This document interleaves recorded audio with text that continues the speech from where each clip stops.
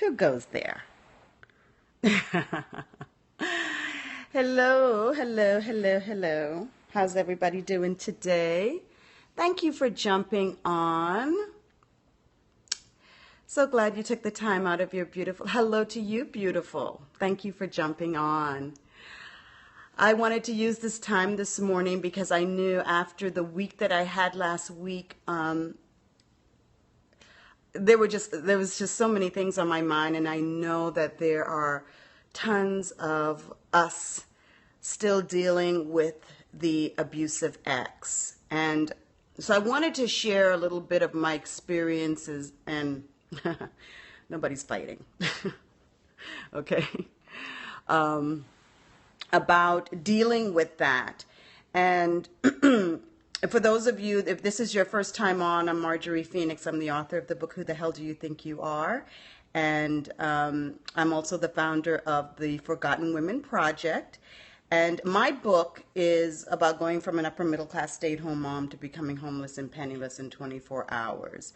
And my journey through that experience. And I founded the Forgotten Women's Project because along that journey, I met tons of women who had a similar experience to mine.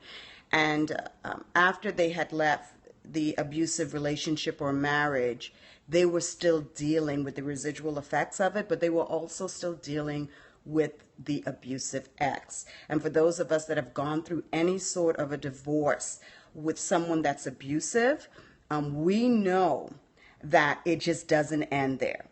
And that's one of the reasons why I called it the Forgotten Women, because people tend to believe once you leave an abusive relationship that it's all solved, that it's all over, and it's not. There's still a lot of trauma you have to deal with. There's still a lot of crap you have to deal with. And so even though I've gone through this for several years and I feel stronger now more than ever, I still have to deal with it.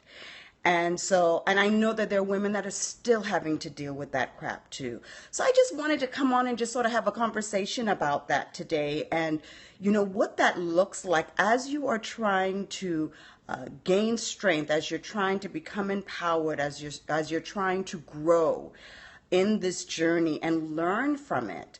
What does that look like when you're still dealing with the abuse from someone?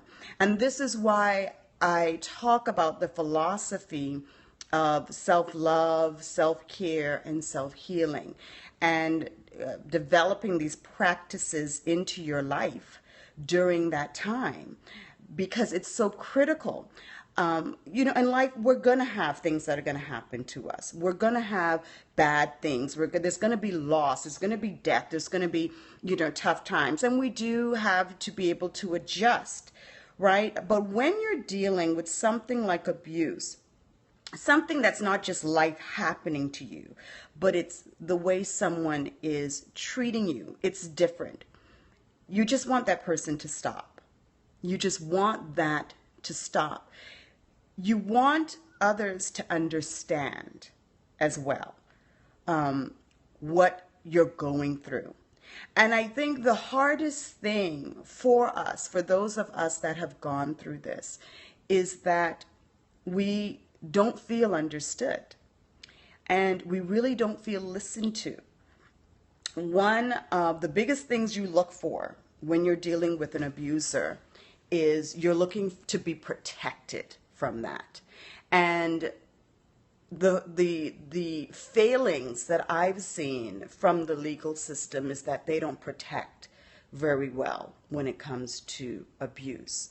And I know from my experience and all the other experiences that women have shared with me, we don't feel protected.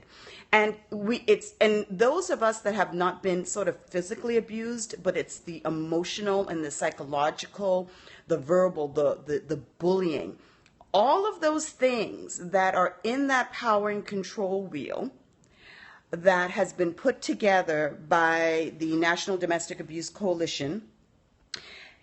All of that is under domestic abuse, yet you can't go into a courtroom and use that to say if it's outside of the physical abuse, to ask the court for protection in any way.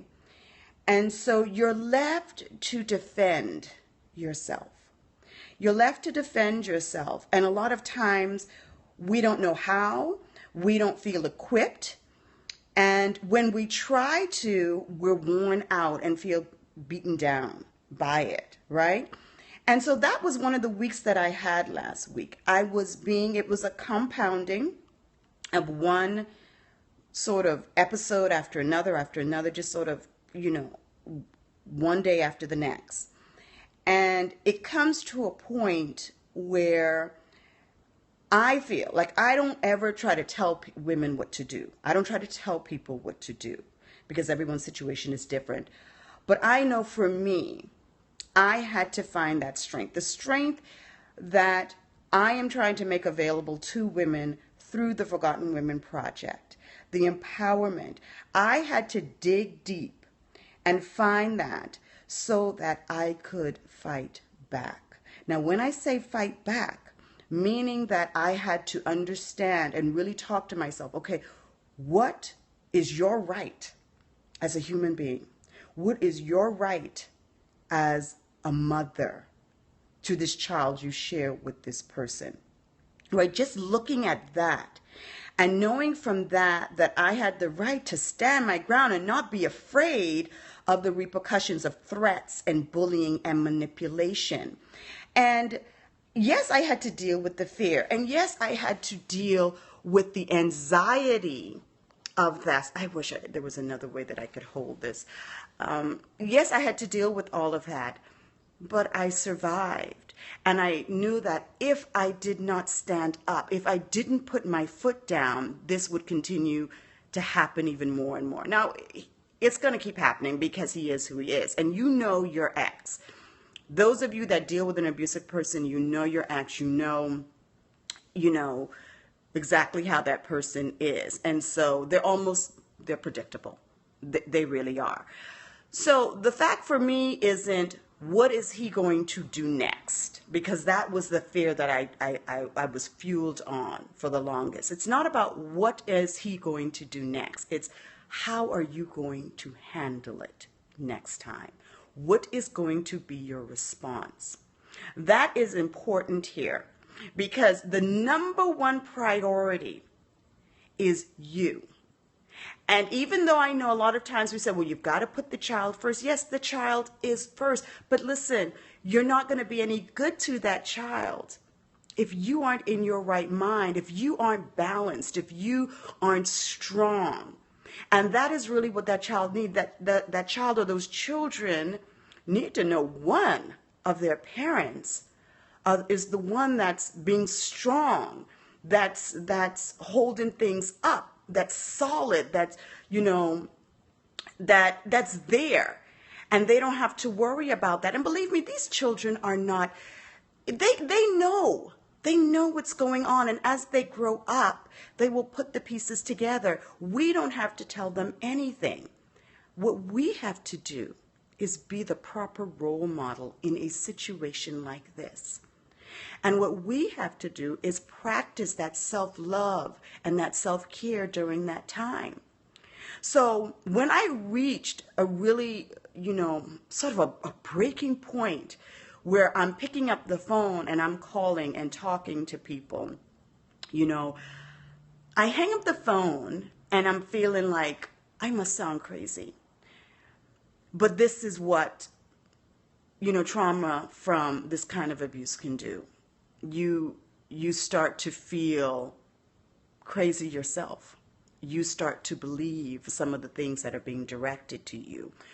And a lot of times then when women go into court and they are emotionally distraught from this and they're trying to articulate this, it doesn't come over that way because they're traumatized. And I listened to myself and I said, and this is why I'm glad. This one person that I called and talked to, she let me talk. She let me talk and didn't give me any advice.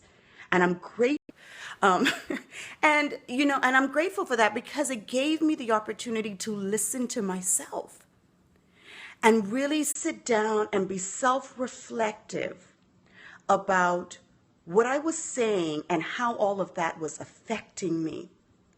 And so that took me back to the drawing board. That took me back to, you know what? You know exactly who you are. So I sat down with that and I wrote out all of my fears. And then I wrote out all the worst case scenarios of those fears. And I was like, wait a minute. This is all an illusion. And that's what this abusive person wants me to be, to live, to believe. This whole illusion of what they think about me, about what they say about me. That's not who I am. So I stood my ground and I did what I had to do. Now, it's not always that easy, and I know that. But what I'm trying to convey to you is that if you're having to deal with this, and a lot of us will have to until our children are grown, is that always pull back. Don't look at the other person. Don't look at what they're doing. Look at yourself and ask yourself, okay, how am I going to respond to this? That's in the best interest for me and for my child. And just always be in that self-reflective mode. Now, one of the things that I did last night as well, when I did all of that and I still felt like I had some anxiety, because I listened to my body. And that's important for us to really be in tune with our body when we're dealing with that person, because you would be very surprised at what can start to happen. I had a knot in my stomach that I didn't even realize was there until I stopped writing. And I had, a little fast heartbeat, and the anxiety of it.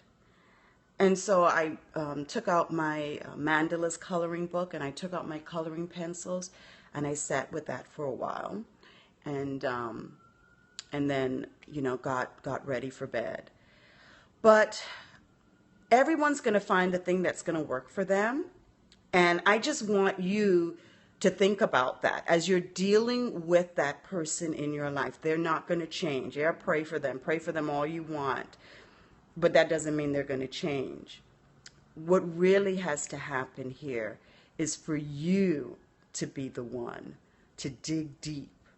And I'm not saying you have to change for them, but just self-reflect and look at what's going to be in your best interest, to practice that self-care, to practice that self-love.